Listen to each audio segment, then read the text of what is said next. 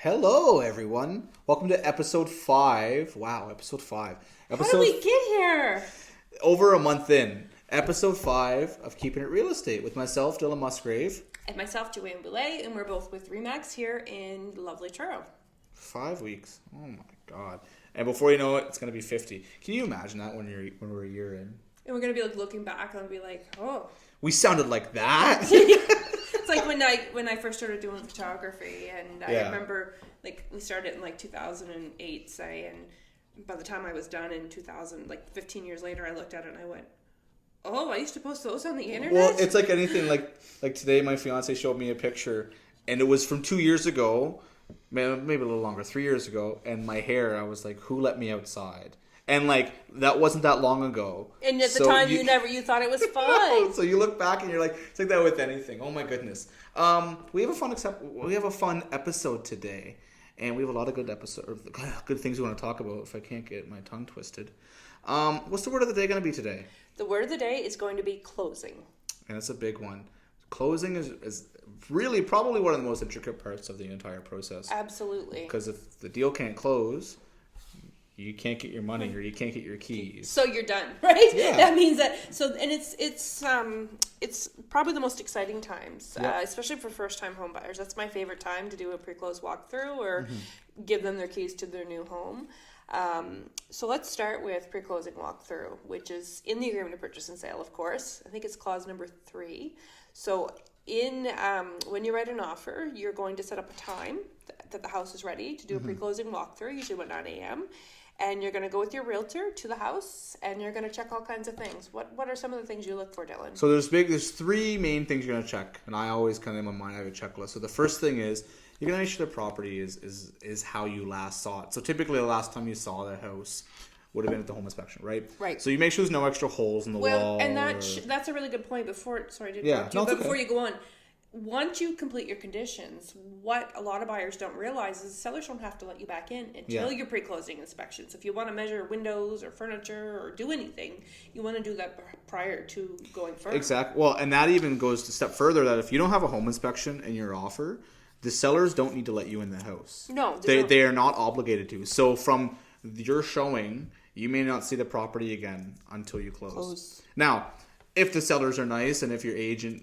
begs, maybe the other agent and sellers will say, you know what, not a problem, you can go in, right? Yeah. But nothing obliges them to, right? No, and good practice is not to ask for that. But if there's any reason why you want to get into the home, if you don't have an inspection or after inspection, you're gonna want to put that in the agreement of purchase and sale, right? Oh, of course, right in clause 4.1. Yeah. So that's the big. So you want to make sure the property is in the same state it was when you last saw it, right? That's the big one. Second one is you want to make sure all the inclusions are left. So we talked about chattels before. So the appliances, if you asked for a TV mount or any extra furniture, you want to make sure it's all there. Yep. Bathroom mirrors, green bins. We went through all that, but sheds. So they shouldn't be taking the shed, but if you really want to put it in the offer. That's right.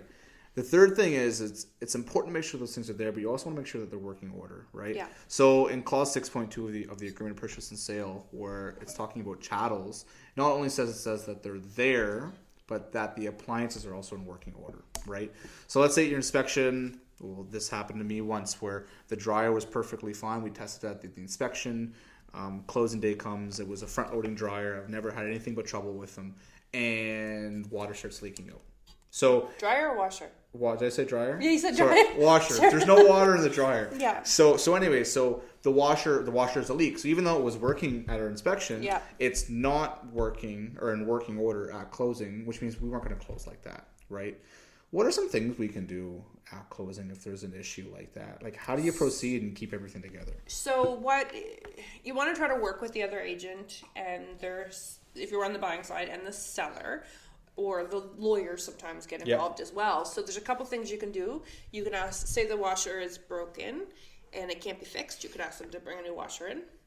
They could give you some cash to go towards you're getting the washer fixed, or you buying a washer. Or there could be, if it's not a washer, but say there's something like a furnace that's not working correctly, you could do a whole back. So you could do a whole back, and then once the item's fixed, the seller gets their money, or sort of some of the things I've run into anyways. I've been seeing a lot more than not. Maybe I'm just unlucky, but the past couple deals I've done, I've had to do holdbacks, and holdbacks can be for something simple.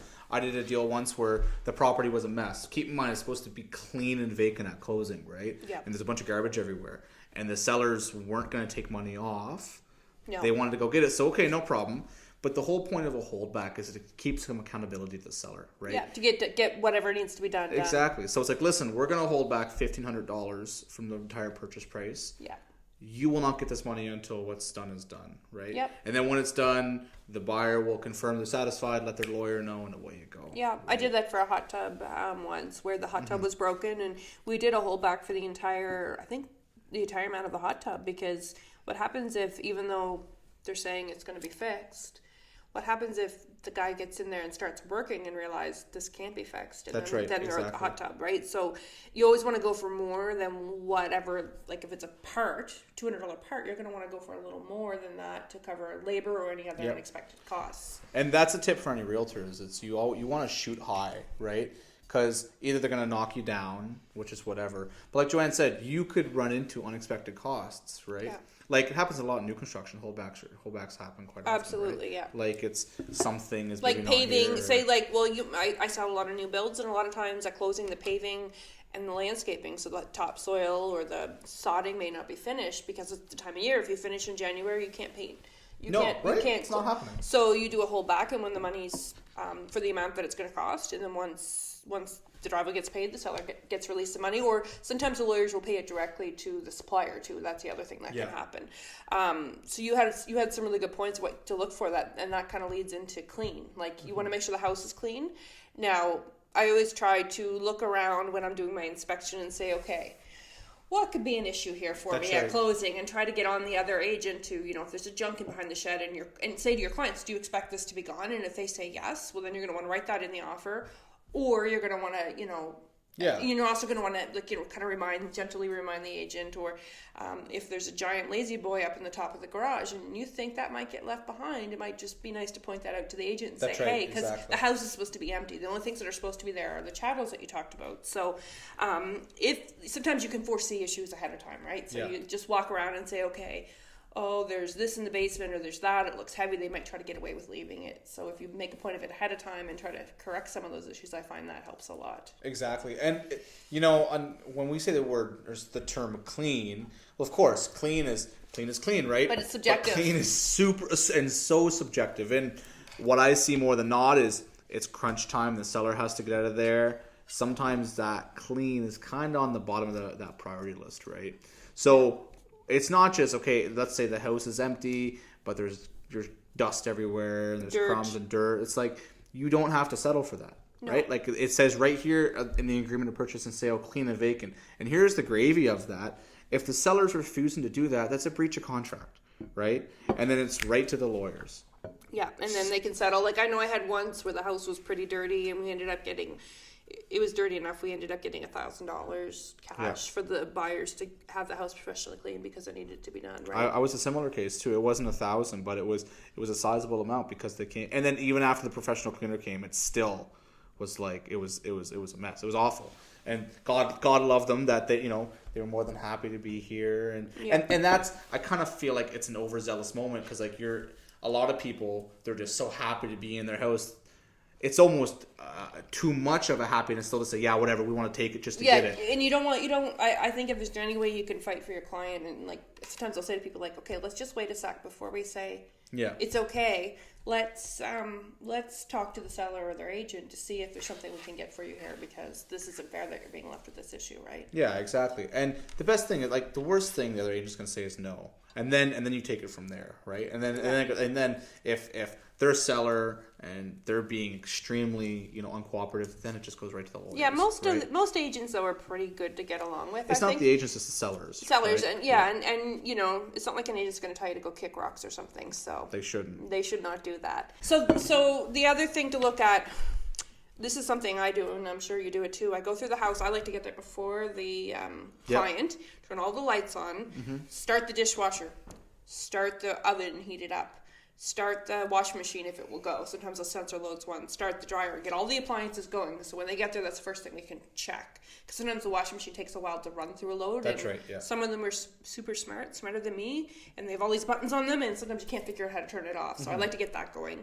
The other thing I do is flush all the toilets, because I had a closing once where they flushed the toilet and it came down into the living room. Oh, and I had another one where the toilet flushed and it went all over the floor. So, these things happen. Sometimes the sellers probably didn't even know or didn't plan for it, but the wax seal chose to go at the same time that we were closing. The worst time it could go. Right? Yeah, absolutely. And that happens a lot where, like, when you're living in your house, you're such in a regiment where you only go into this room or do this, and you may not know something's broken until someone new goes in there and starts flicking buttons and testing things. Yeah, right? Absolutely. And a lot of people, I would say more than not, are pretty they're pretty forthcoming when it comes to, like, that was my problem. Like, there's not a lot of devious. There's almost no devious people who try to get the upper hand on someone. Right? Absolutely, it's just things. Things, that's the way they go sometimes. And you want to test the furnaces, electric baseboard heaters. I've run into some that worked at inspection time, but then they're not working at closing. So that's something you're going to want to look to get repaired. And open every cupboard, every door. If I was allowed to take dishware. Like, I'm joking, I wouldn't take it, but I went to a closing and there was probably like an $800 lobster pan set. Like, and it was just left, and do they want this? No, it can stay. So my guys are like, we'll take it. And that's the other thing too, it's if there's stuff left behind because I've seen this too, where there's value and they'll be like, I'd love to have this. But then there's stuff with junk too. It's like, you can't ask for them to come take this stuff, but leave the other stuff, right? So this is what my tip is to my sellers, and we're kind of getting on the seller side of it, is if there's something you want to leave, even if it's leftover paint, leftover flooring, leftover tile, you're better off to let your agent know and get them to give permission from the buyer to leave that stuff there and find it if they want it, because then you're not running into an issue at closing. And the other good thing to do if you're a seller with your agent is to do a pre-closing walkthrough. So I like to call my sellers and say, okay, when are you going to be ready for closing? And either if it's the night before or the week before or whenever they're ready, I like to walk through the house to look for anything that, again, would be issues, right? I'm surprised, like, I maybe they do, but not a lot of people do that. And all it does is, so much of this job, it's about solving problems and being proactive, right? And that is and nothing is worse than being on a busy Friday morning, you're running around yourself, and then you have something going on with a closing that could have been prevented. Yeah. But just because you didn't want to go take 30 minutes to go walk. Because as the buyer's agent, you can't do that if you're not on the listing side. And I remember there was a mini home a few years ago that I sold, and we had to go back the house was so dirty, we went back 3 times. It took all day to close it, because actually I think it ended up closing the next day. My people weren't in a hurry, and we went in and it was like filthy, like liquid in the fridge, and it was just disgusting. Awful junk there.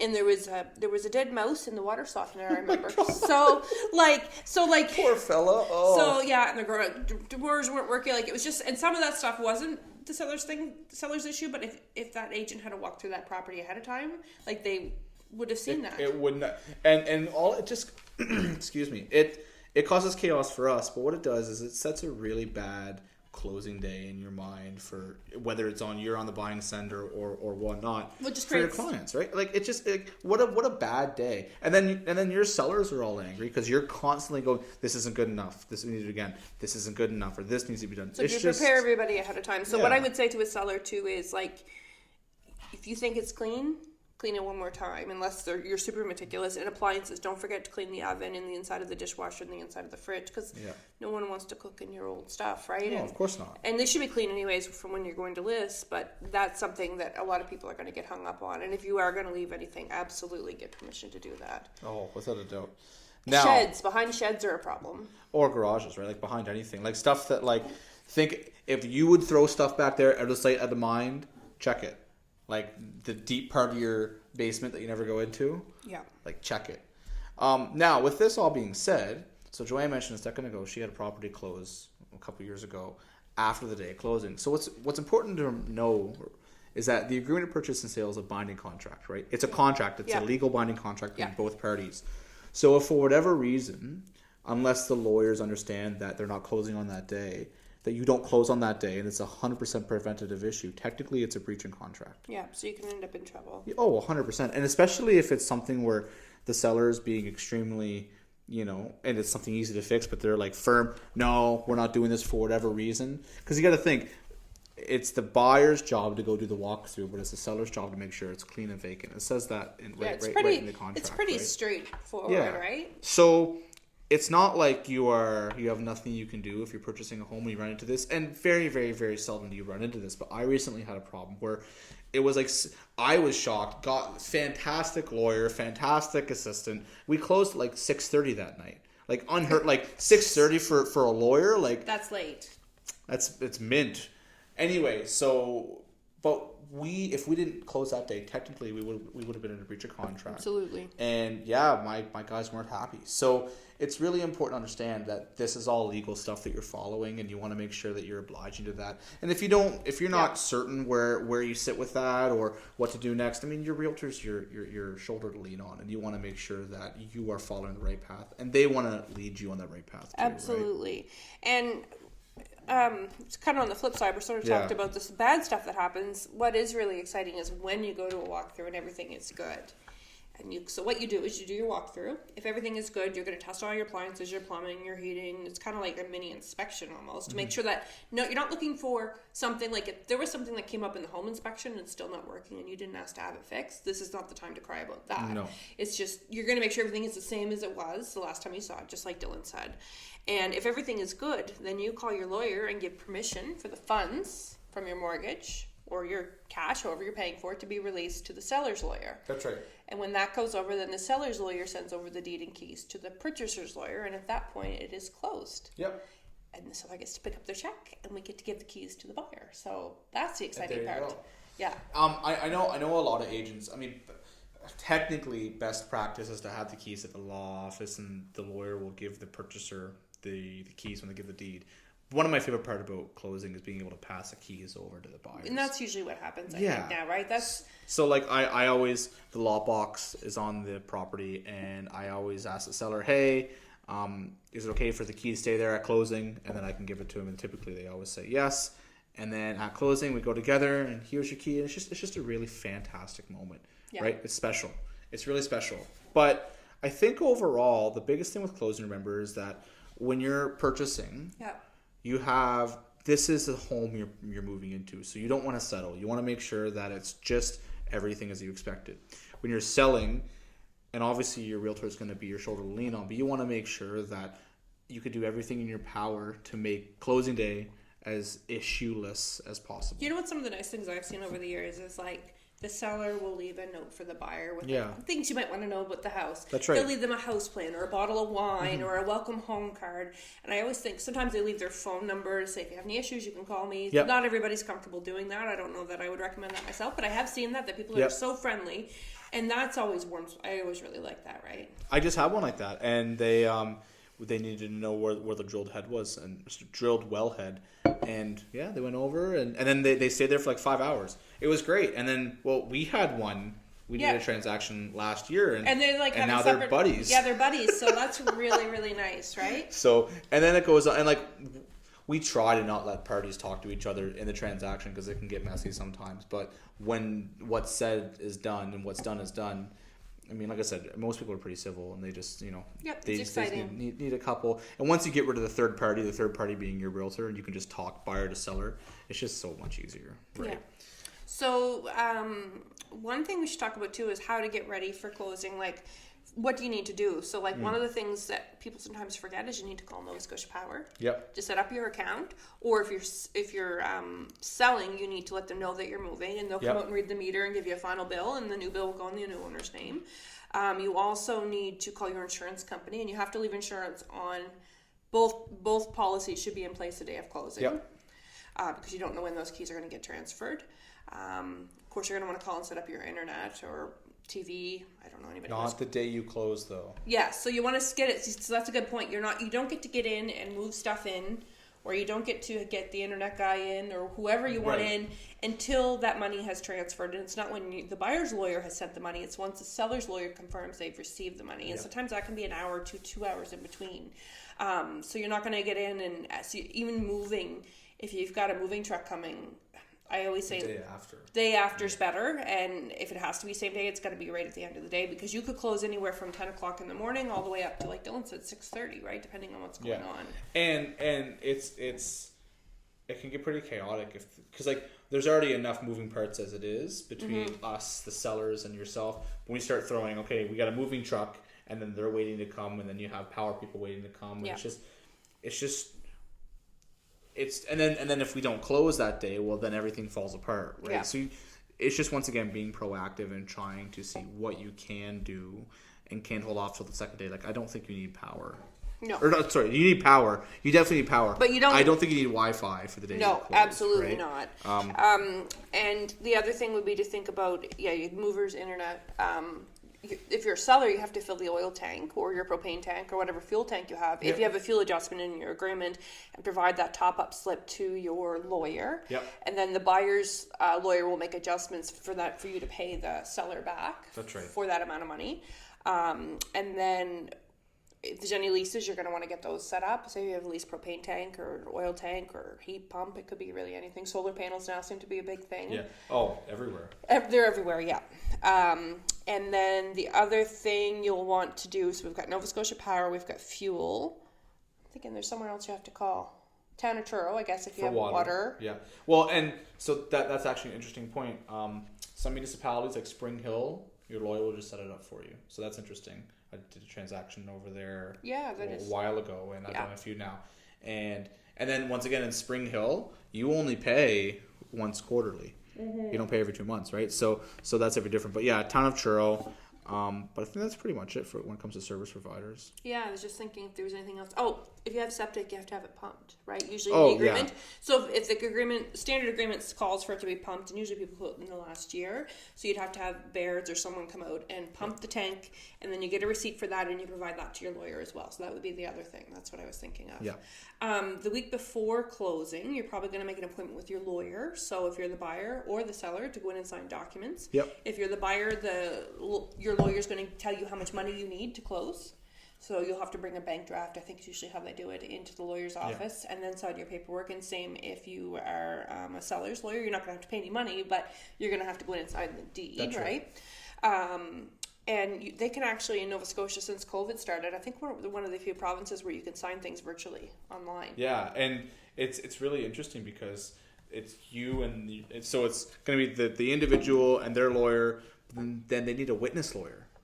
Right. So then they have another lawyer watch the Zoom call, and it's just on Zoom. So it's really interesting. I've had that happen a lot. Yeah. Over the past well, it's great year. That we have that technology, and they adapt it. They adapted when COVID first started. That was something that the Barrister Society jumped right on and adapted to that. So it's interesting how COVID has changed the way we do business, and that's one of the big ways I would say from the lawyer's point of view.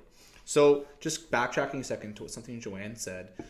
A week before, you're going to go into your law office. You're going to talk with your lawyer. You're going to sit down. You're going to go over something called a statement of adjustments. And in that statement of adjustments, you're going to have closing costs. I don't think we've talked about closing costs before, have we? Maybe very briefly. If we did, buckle up because here we go again. So closing costs are comprised of a few things. The biggest thing is something called land transfer tax. So everywhere in Nova Scotia, doesn't matter if you're buying a house on MLS or privately, doesn't matter. You pay land transfer tax. Now, land transfer tax changes per municipality. Yep. So, for example, Colchester County is 1%. Yes. Spring Hill, even though it's in Cumberland, not all of Cumberland, but Spring Hill is 1.5%. Hants County is 1.5. Hants 1.5. I believe Digby is 0.5. Yeah. There's one, Kings or Annapolis, there's no. I was just about to say, Kings now only in the county. So, if you're in Wolfville or Kentville, you do, but only in the county. There's no land transfer tax. So that's the place to live if you want to know. Anyway, so... Yeah, when my parents were buying down there, that was one of the things, because I referred them to a really great realtor down there, and he said, if you buy here, you don't have to pay land transfer tax. Yeah. But the house they wanted wasn't there, and it was actually... I don't know if it was 2% in Annapolis. I can't remember, but it was quite a bit higher. I think the highest is 1.5. There's a really simple chart. But anyway, so land transfer tax is going to be literally the biggest cost of your closing costs. So Colchester County, you pay 1%. So 1% of what? Let's explain that. The purchase price. You're right. So if you buy a $300,000 house, you're paying $3,000. That's right. Exactly. Yeah. The next biggest cost is going to be your lawyer fees. So depending on what lawyer you're using, I've seen $900, $1,100, plus HST because it's a business service, right? And if you have a mortgage, there's fees for that too, right? To register the mortgage or unregister the mortgage. Yep, that's right. And then you have title transfer. So title transfer is $100 as well. Sorry, $200 to get the title transferred to your name.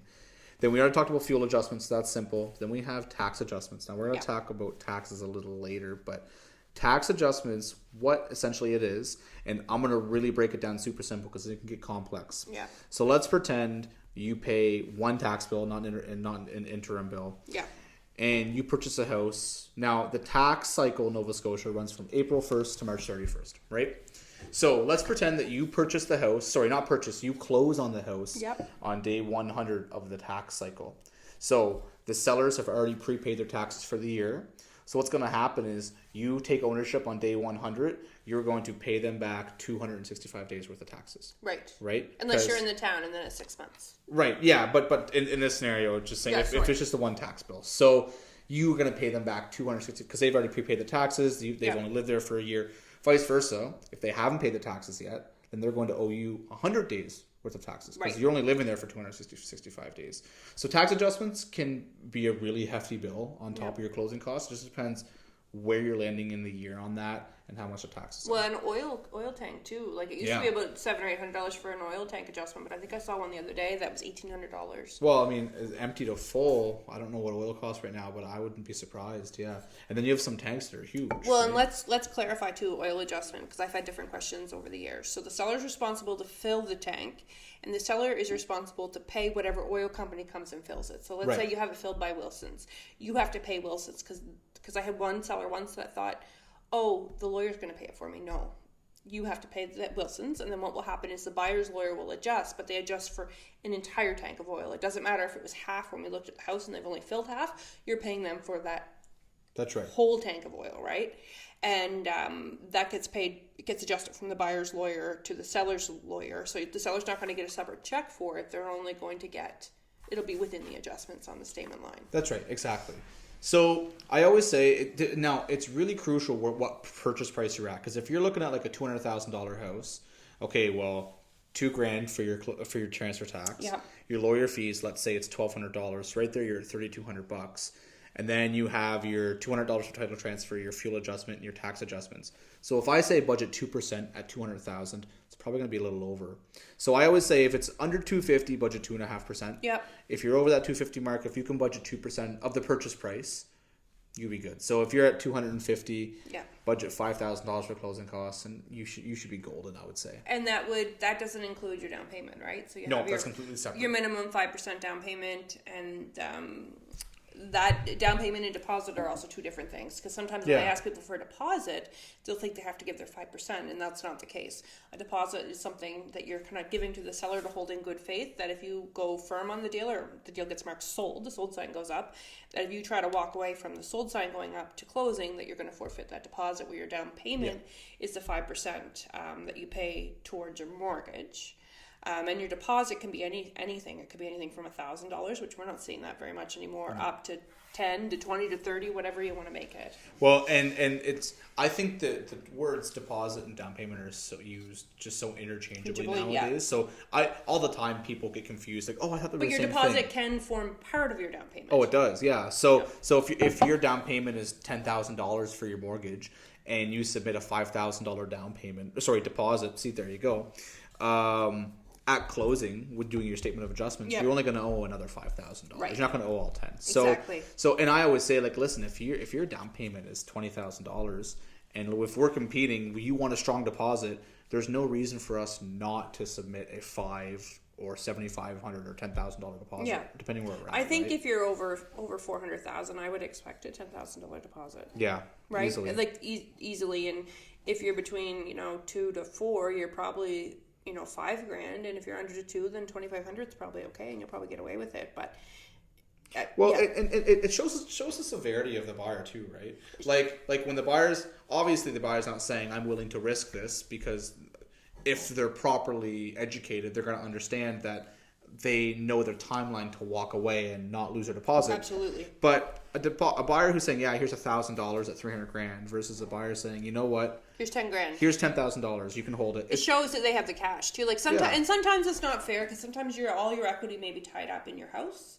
so you don't have access to that kind of cash. So I've run into that too, and that's okay. But if you have the $10,000, absolutely, it's going to show them that you're serious. Excuse me, but there's ways around that too. You can go to the bank and pull a line of credit. Yeah, absolutely. Right? So, and now everyone's scenario is different, but yeah, deposit and down payment, two things, but the deposit forms part of the down payment. We got a little off track there. Is there anything else about deposit? Not deposit. Anything else about closing? So we talked about getting ready. We've talked about the pre-close. Mm-hmm. I think that's probably it for now. I can't think of anything else to do with closing. Closing day is the best day of the whole transaction. Closing day is the day you either get your keys or you get your money. And either way, you're happy. Absolutely. Right? And I definitely think that more often than not, closings go well. Yep. At least in my experience. Obviously, like anything ever, you do something enough, you're going to have a bad experience with it. Yep. And you just get through them, right? And like I said, most people are pretty willing to get to the finish line because that's what it's about. Well, that's what everybody wants, right? Win-win for everybody. That's right. Exactly. Yep. So Colchester County just released that they're not going to increase the tax rates this year, which is great. And they're staying at 0.8885, I think, right? Yeah, 885. 885, okay. Yeah. And this is the second year in a row they haven't moved. Yeah, in the village of Bible Hill. So for those of you that don't know, the taxes are paid to the municipality, so property taxes. Colchester County is one. And if you live in Bible Hill, you pay the Colchester County rate plus the Village of Bible Hills rate, which is not changing this year again, and that's 70 cents. You add 70 cents per 100. And then if you're in the town of Truro, the current rate from last year is 1.88, I think. No, 1.85. And then they have a road preservation tax on top of that. So really it works out to be about $1.9005 is what it ends up being. And so, and when she's saying these numbers, it's per $100 of your assessment value. So for super simple math, if you're assessed at $200,000, if you divide that by 100, you get 2,000. So you're going to take that 2,000 and multiply it by that tax rate. So for example, in Truro, if it was let's say $1.95 in total, it's 2,000 times $1.95, which would be just under $4,000. Right. Right. So it's super simple to figure out. So if you're at 138,000, then your assessment tax is going to be your rate times 1,380. So it's pretty simple to break down. This is the second year in a row that Colchester didn't move their taxes. Same with Bible Hill, right? Well, it makes sense because assessments have gone up so much, right? And they're going to keep going. I mean, what was the capped increase this year? It was 9 something, wasn't it? Yeah, it was. Or quite 7. It's a lot. I heard it last night. They were talking. I was watching the town of Troro's, town hall meeting, and they were talking about that. But so you have 2 assessments, and we should talk about that. There's one called the cap and one called market. So the cap is the one. So if you buy a property, and let's just use simple numbers. Let's say the cap rate is $100,000, and the market rate is $120,000. You're going to pay taxes on the $120,000 to start for your first year. But once you're in that property for a year, you're only going to pay the consumer price index increase or your assessment, whichever is lower. Because if assessments were to drop, which has happened over the years, but then those 2 assessments keep going up, so your market value will keep going up, and then if someone else buys your house, then they're going to pay that market value. Right. So even let's say you hold your house for 20 years, 19 of those 20 years you're going to be paying your cap rate, which is good.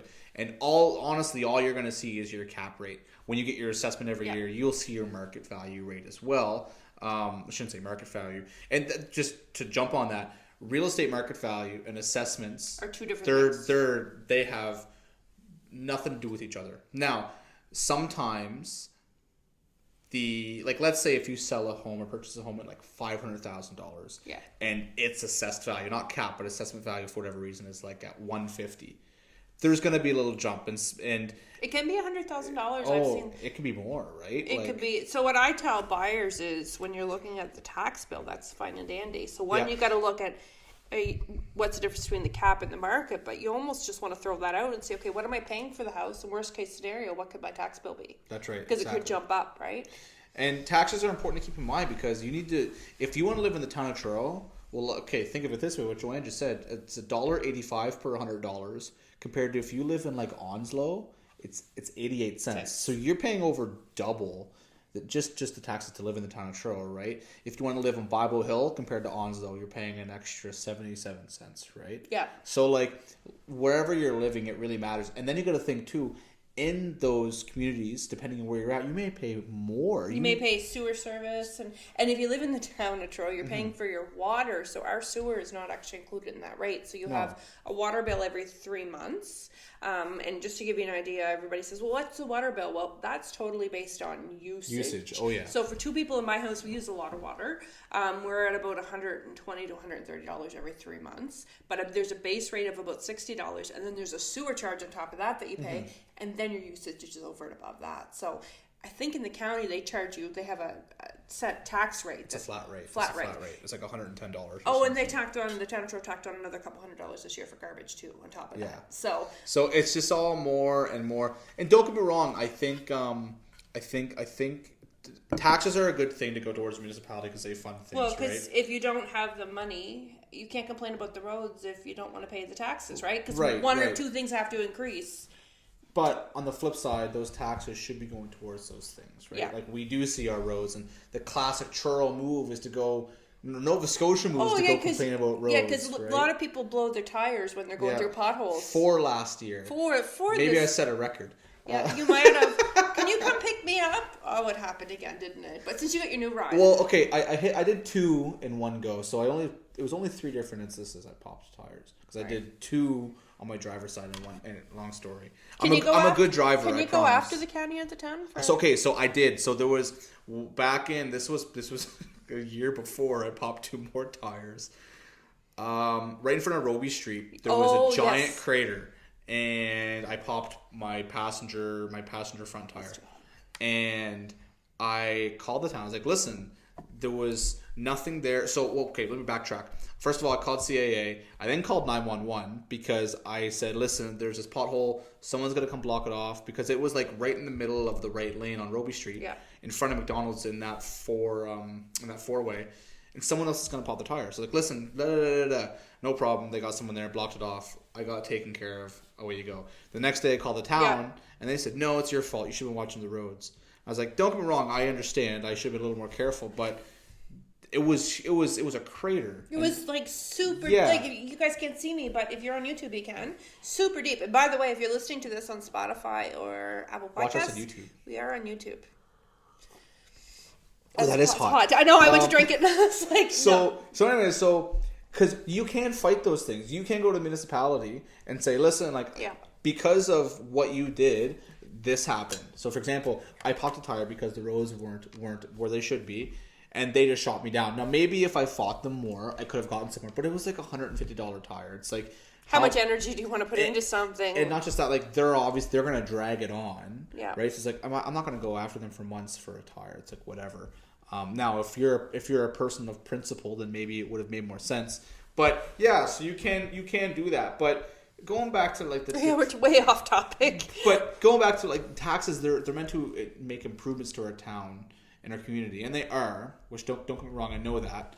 Like for example, we're getting that rotary on on Willow Street. Finally, Tim's years and years later, we've been talking. It's like $3 million. I think the budget is for that. Yeah, and they're almost there. So that's great. Well, in the library would be a perfect example in the Civic Square of how great tax dollars are spent, and they bring all kinds of money in. Like, I know I pay more to live in the town of Truro, but I do have more amenities. I have municipal water, and I have municipal sewer, and my power used to rarely go out. Now this year it's been different. Power seems to go out every month, but that's Nova Scotia Power's problem.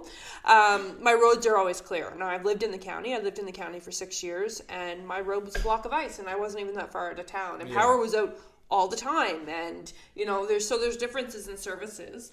Oh, of course, right? Exactly.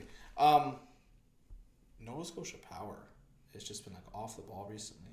Yeah. I have clients. I'm not off topic here because I want to rant for a second. I closed a house in December.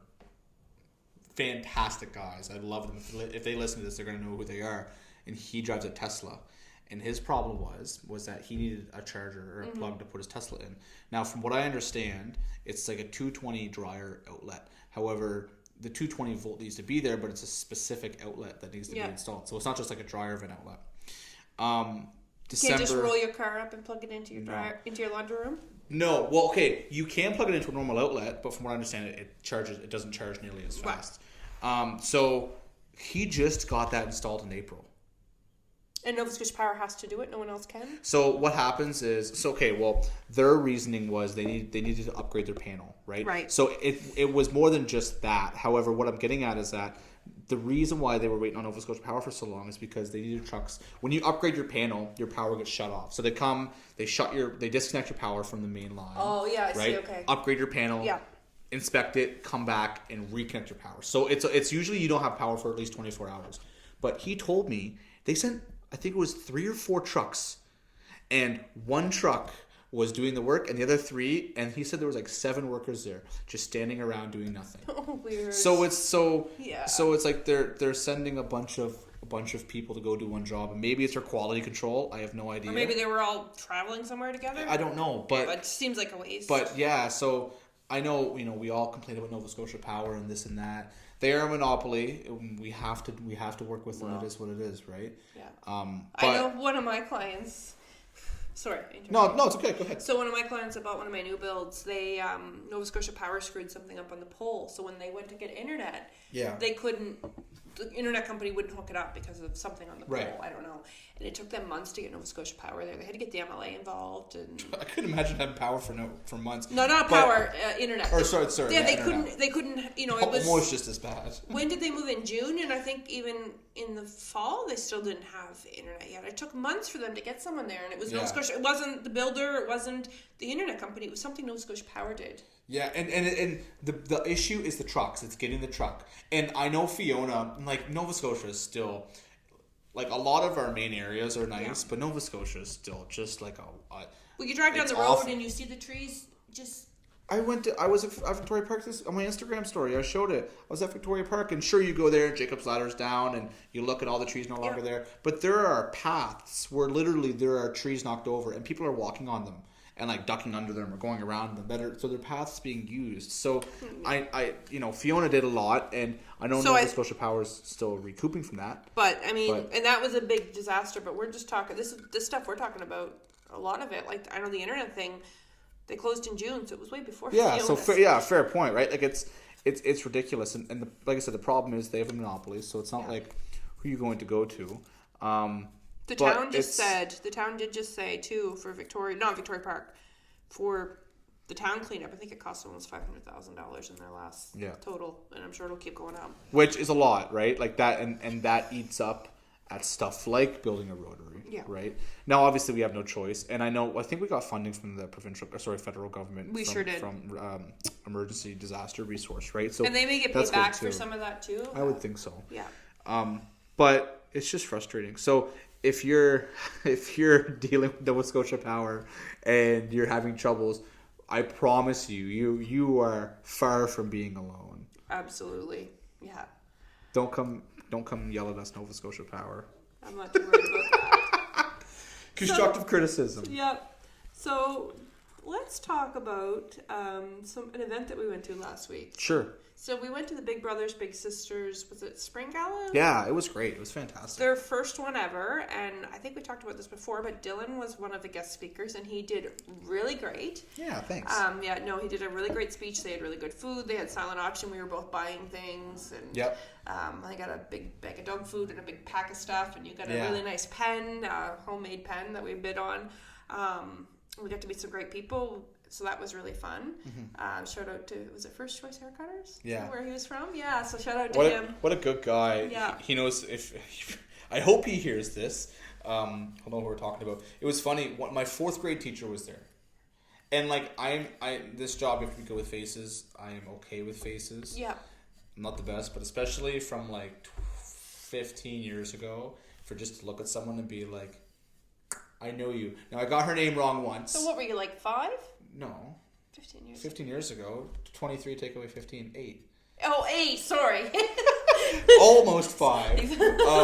So talk with her. And that's the awesome part about going to events like this and getting your community. It's like you never know who you're going to see. Right? No. You never know who you're going to see, who you're going to connect with. Ron Chisholm was there. Yeah, and Joanne. Yeah. And Dylan raised a whole bunch of money, and he's going to get mad at me for bringing this up, but he was pretty slick. He to get money raised really quickly in 15 minutes, he was able to raise almost $4,000 for Big Brothers Big Sisters. Yeah, it was pretty awesome. I definitely didn't expect it. Yeah, I was expecting half of that. So the fact that we were able to raise $4,000 in 15 minutes, Yeah. like, it was amazing, Dylan, and I know you won't. At the end of the day, I know it's going to the right cause. So what Dylan did was he did his speech, and then he just threw a little curveball out there, and he said, for anyone who donates, I'll match your donation in the next 15 minutes. And I think they raised, one guy donated $1,000 from Red Doggy, and I think was who that was, and then they raised another $888, I think. So it was almost $1,900. So good job, Dylan. That's fantastic. Thanks. It's like I said, I think that pushed them to their goal. Yeah, because the silent auctions, I was a little disappointed they weren't doing as well as what I thought they should. People weren't bidding as much, but they did have, they had a good full house, so that was good. Packed, sold out. So I think that really helped them, so I think that's amazing. And it was really interesting in the room to see all the people and all the different connections to Big Brothers Big Sisters. I don't know anybody from that. Well, and like the way I envisioned it, it was laid out a little differently than what I was told, which is fine, because what I was told that there were 3 speakers, so the tables were of 6. So I was told it was 3 speakers, 1 table would be just speakers and guests, or their plus ones. But I think what they did is every single table had one either volunteer, speaker, board Just member, smart, staff member of BBBS. To try to bring more people in, right? Yeah, and that, I think that was laid out much better. Yeah. Than having a table full of just the speakers. One speaker didn't show up. Dave Ritzy didn't show up. Dave. For whatever reason. So Dylan, he didn't even realize. He thought you were the last, and he's. I thought it was the second. I thought it was the second. Yeah, he thought, and then he was eating supper, and all of a sudden, nope. They called him right up there.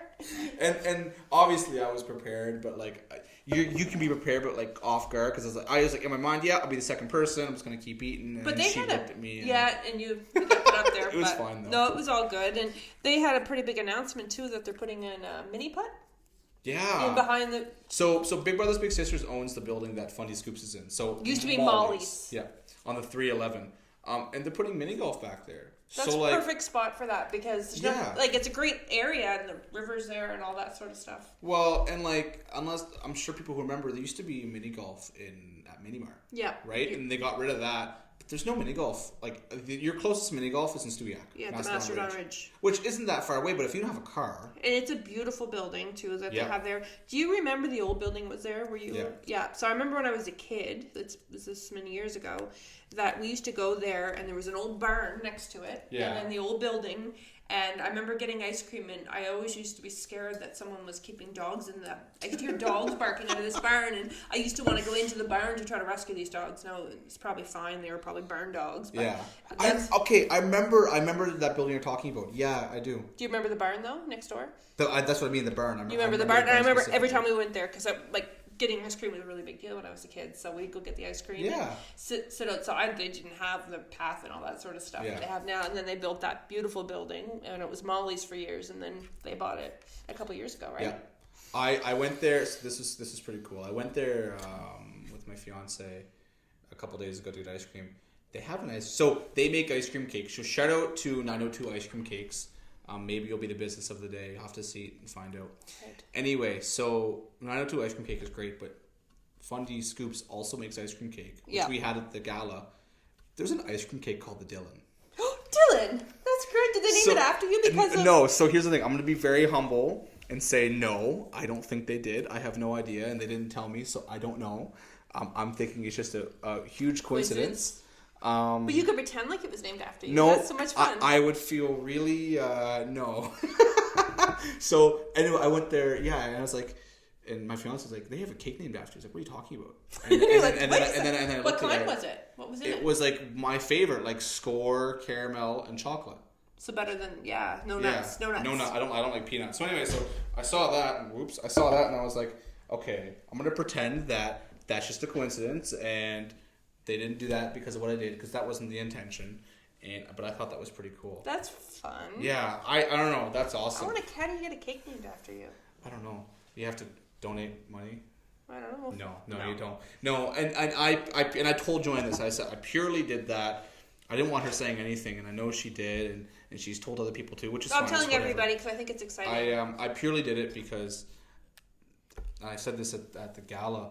A lot of organizations, when you volunteer for, you're going towards your community, right? You're volunteering into your community. You're volunteering into the future of your community, right? With Big Brothers Big Sisters, it's really important because you're not volunteering just into community. You're also volunteering into the next generation of kids, right?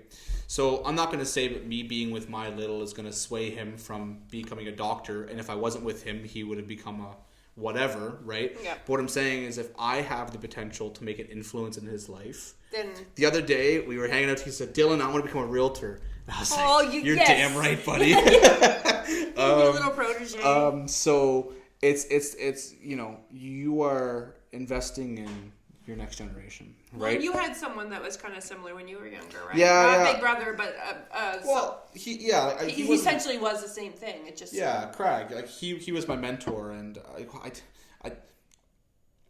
I'll say that word mentor, and God love him, and him and I need to talk more. And that happens, and I hope it doesn't happen to me in Denver, at least it won't on my watch, as people drift over time. Happens with anything. When you're not regularly with someone, you drift, right? Even in work, like people leave and you don't talk to them, and it's like, holy crap, I haven't seen this person in or they're years, working right? from home more, and you might see them on Zoom once a week, but yeah.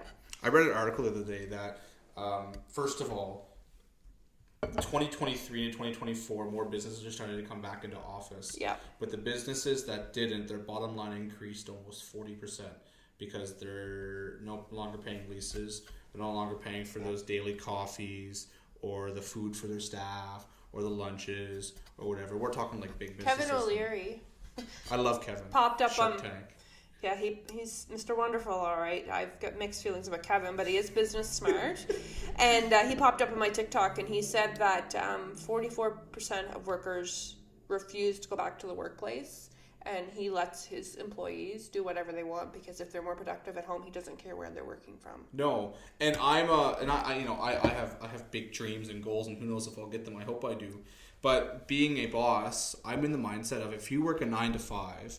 And if you can get your work done and it's satisfactory from 9 to 3, you're gonna get paid the 9 to 5. I'm not gonna give you any extra work because you did what you were assigned. Yeah, it's good. You got You're it done. probably more faster. productive at home, anyways. Like 100%. I'm more productive at home because there's no one to talk to.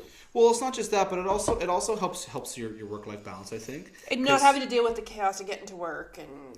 Well, and then water cooler talk, right? I mean, think about that. Like, how often, even in our office, how many hours do you think, even just in the last year, you and I have spent just talking when we could have been working? Which is fine. Nothing's wrong with that. Yeah. But those it's the productivity that you really look at, right? Like it's how productive, because it's not just 2 hours a week. Okay, that's 8 hours a month. That's 96 hours a year. Right? And it's probably more than that because there's more than one person to talk to, right? Right. So you got to think 96 hours a year. That's 40 hours a work week. Yeah. That's 2 work weeks that you just wasted talking in a year. Just nattering. Yeah. Right. So I don't know. I just think that's a really interesting statistic. And then looking at real estate too. I mean, now you're having all these big, huge commercial buildings that are vacant.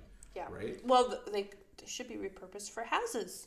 Or something, right? Like local businesses everywhere are itching to get into places, but the problem is, well, look at Steakenstein. They want $40,000 a month for rent, and it's like, yeah.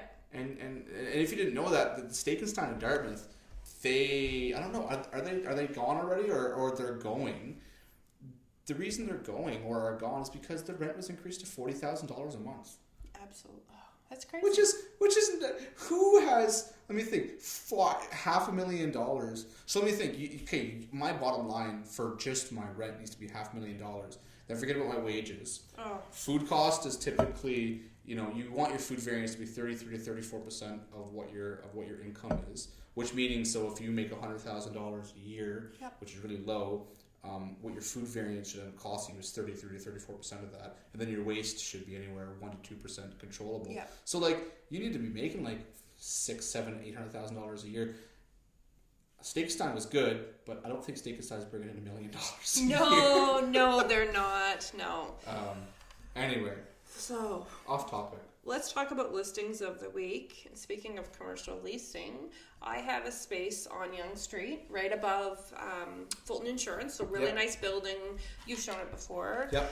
It's got 2 private offices. It's got a private half bath, and then like sort of an open flex reception. Sort of could be another office space, like an open office space. And this is the last. We've rented out most of the building now, so this is the last part of it. And there's a shared kitchenette as well, and another shared half bath. And it's $900 a month, and that includes everything. So your power, your heat, your AC, your garbage pickup, all the stuff. Everything. And you can also get internet added on there and monthly cleaning too. It is on the 2nd level. So if you're looking for commercial space, this is a great opportunity, and it's all in really good condition. It's plus tax too, right? Plus HST, 900 plus HST. So yeah, I just want to throw that out there. If anybody has anyone that's looking for space, because I know you've got a lot of commercial people looking for space. I have a lot of people in the loop. So that's one thing we should talk about is like if you have, we can't do residential rentals, but if you have commercial space and you're looking to lease it, we can do that for you, and it's easy for you. You don't have to do anything. It's just hands off, and you're gonna have to end up paying. I don't want to call it a commission, but you'll end up paying. It's a commission. Yeah, you'll end up a fee, but not as much as what you might think it is. No. Call us and we can talk about that. And what we do is we take the whole headache out of you finding a tenant. Now we're not gonna sit down and interview them and make sure that they're the right person for the spot, but we're gonna take them to the unit and say, listen. I kind of interview them. Well, you can, but it's not our job, right? Yeah, but I do it. I make sure that because my client doesn't necessarily want, it's a family-owned business, family building. So depending on what it is, you're going to want to make sure they're going to be living under your roof. You want to make sure that they're decent, right? But of course. But at the end of the day, and there's a lot of vacant commercial spots, especially in the core, that I promise you that could be used for very good purposes. They just need the proper marketing, video, photos, all that stuff. And pricing too. And pricing. What would you say the average square foot per unit is right now in downtown Toronto? Prime like main streets, like Inglis, Prince, Esplanade. I don't know about the Esplanade. It might be a little different. They've kind of got their own rate, but like sort of the downtown core is about $23 to $25 a square foot. Yeah. And then if you're 2nd level, it's probably between 11 to 14 per square foot. Mm-hmm. That's utilities included. Right. Yeah. But it's interesting because we see there's a handful of leases in Toronto right now. They're just sitting. Yeah. So call us. We'll get them leased for you. Yeah. Right. Well, like Booster Juice. Yeah. The Booster Juice was. There's been a sign there for like, and we're not saying we're gonna get it filled like that, but at least you have it on MLS. And you don't pay us. Here's the other thing: the same as the house. You don't pay us up front. You pay us once we sign the lease. Get the lease signed for you. So that's right. Exactly. No initial investment. So if we don't lease it. So it's full free advertising for you until it gets leased, essentially. Yeah. Yeah. So there's no downside. No, there's no downside. There's no downside. Like that big empty vacant bank sitting on the corner of Church and Prince. Yep. Oh, that building's been empty. We were talking about that on the weekend. We need to put something there. I don't know what it is. And it's not just business. We can do industrial too. I've done some industrial work up in the industrial park. If you have any buildings up there, or DeBert Industrial Park. And here's the other thing: if you don't know, if you're looking for a lease space, call us as well, right? And we know who to contact to try to get you into the right place. Exactly, and we know where to look. Like if it's not listed on MLS, we know where to look kind of off market too. But it's easier if it's listed. Then the stronger that marker gets, the easier it's going to be for everybody to connect, I think. Oh, 100%, right? It's all about relationship. Yeah. So I think other than that, so I do have a little bit of news. So the Nova Scotia Association of Realtors, so that's kind of like, we've talked about that before, their association, they have volunteer committees you can sit on, and one of them is the MLS committee. So I just got appointed to the MLS committee, so I'm going to training on Friday in Halifax to do leadership training, to join that, and I'm really excited to see what that kind of entails and what we're going to be able to do, because it will kind of give us a seat at the table for the MLS system and give advice on what to do and what not to do. So they put me as the vice chair. I'm not quite sure how that happened, but that's okay. Well, congratulations. Thank you. And other than that, so Mother's Day is coming up this weekend, and I just wanted to give a shout out for Happy Mother's Day to all the mothers, whether they're for mothers, their new expectant mothers, or their first-time mothers, or grandmothers. anything. Yeah, so happy Mother's Happy Day to Mother's Mother's Day. Yeah, absolutely. And I think I'm just looking at our list here. I think we've gotten through it, Dylan. So I'll go over my listing of the week. So I have sorry, I totally skipped. It's okay. I have a beautiful, me and another agent, her name is Rebecca. Rebecca's fantastic. Shout out Rebecca. Me and Rebecca, we have a listing in Malagash right now, 1455 North Shore Road. I can't remember if we talked about it on this podcast or not, but I'm going to. No, again. we didn't know, because you mentioned Staplesburg Road last week, right? So I can't remember if we did before we started doing listing of the week. Anyway, so it was pending and had an accepted offer, and unfortunately it fell through. It happens. Yeah. We're back on the market. This property is absolutely stunning. So okay, let's count my fingers. It's waterfront property. You have your own beach access with a brand new set of aluminum stairs going down to the beach. You have not just a beautiful farmhouse, it's over 2,500 square feet, but you also have a 600 square foot cottage. Airbnb? Could you do Airbnb? That's what she uses it for now. Right. You have a vineyard on your property. So Yoast is right here, and the property's right here theoretically. I might have a buyer for this. And yeah, that'd be weird. I just as soon as you said Airbnb, okay, just let me think on that. So vineyard, huge vineyard on the property, over 4 acres. The house is stunning. The cottage is stunning. There's so many potentials for it. Yeah. And it's only listed for $660. Oh yeah, you gotta get out there and check that out. The beach looks stunning. Beautiful too. I've seen your photos of the beach. It looks lovely. It's stunning, and it's interesting because right now we're the only, between 6 and 8, we're the only listing on that market. That's great. And we kind of are hitting that window, and we're seeing that. Like, we have a lot of inquiries. If you go on Viewpoint or Realtor.ca, or we can see it on back end, you can too. And you just go down to, I think it's the very bottom or second bottom drop down. It shows you the action that the property's had the last 24 hours. So like every day, it's like hundreds of people are clicking it. So definitely getting a lot of action, a lot of trackware. But if you're interested in it, definitely reach out, because or if you it's have a beautiful property. Or if you have a property that's similar, reach out to Dylan, because you may have, if that property didn't work for a specific buyer, you may have a list of people too, right, that are looking for something similar. Exactly.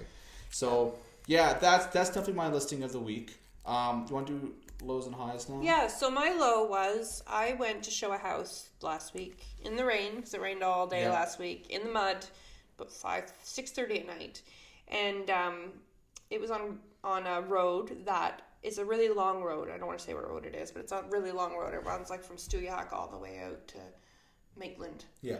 And it didn't have a civic number, so I put it into Google Earth, and it told me it was on the Stewiacke side. I don't know if I did something wrong or didn't understand, but anyways, I ended up in Stewiacke, and I was eating lunch at the local KFC at about 20 after 6, thinking I had 10 minutes to get to my appointment. Mm-hmm. No, it was on the other end of this road. So it was like driving up the road. First of all, it's paved. I'm like, yeah, keep going, and I drive by one of my listings. I'm like, wait a second here. Should have hit this already. So pulled over. Oh no, it's on the other side. Okay, so I drive and I put the civic address in that I think it is, and I keep driving, and it's dirt road, twisty turny, pouring down rain. So it was a lot of fun driving. Get down to the end, the house still isn't there. Realize you have to go across the street and you have to keep going. So I kept going, and then it brought me to a place. It wasn't the mini home. So I'm like, I don't know where I am.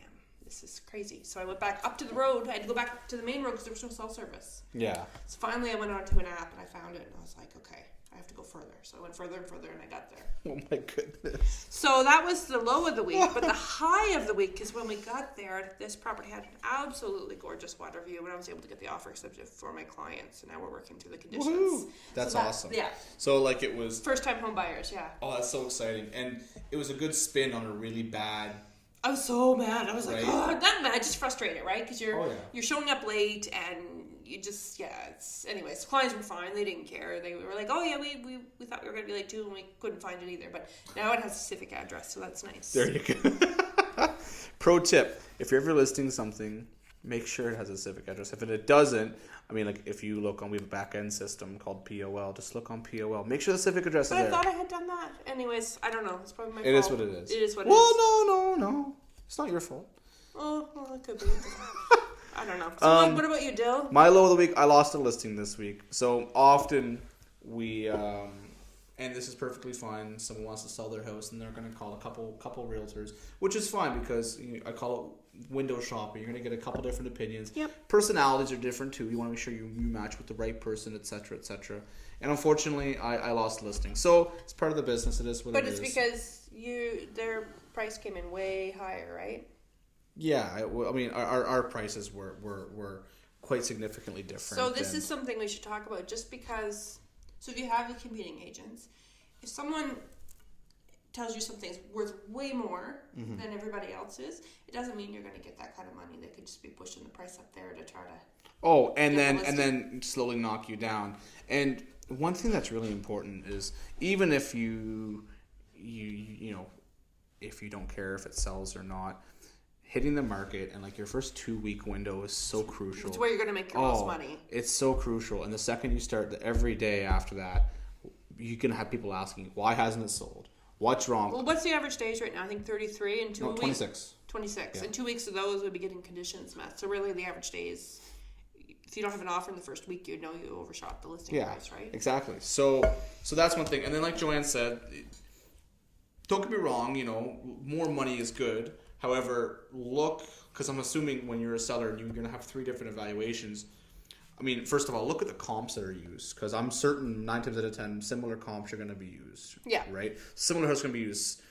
That's the one thing. Location is really big.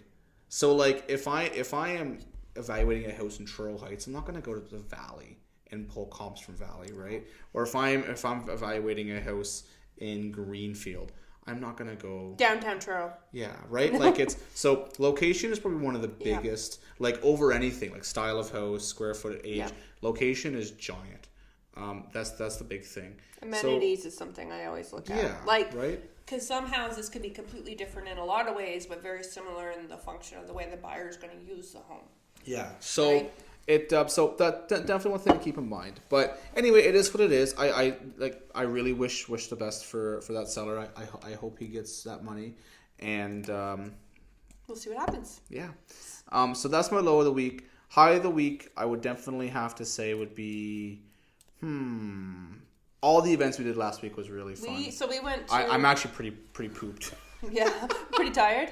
Yeah. So we went to Monday morning. Monday I had the Rotary Charter Awards. So I'm part of the Rotary Club, and they give it awards. So of course, this is all new to me because I'm new to the Rotary Club. So a lot of the members, they gave community awards out, and it was a turkey dinner at lunchtime. So that was kind of fun. Mm-hmm. And then Tuesday, did we have anything on Tuesday? No. Did we? I think Tuesday night, that was the night I ran out in the mud. Right. In the rain, and then Wednesday morning we had a breakfast. Yeah. Wednesday evening I had book club. Yep.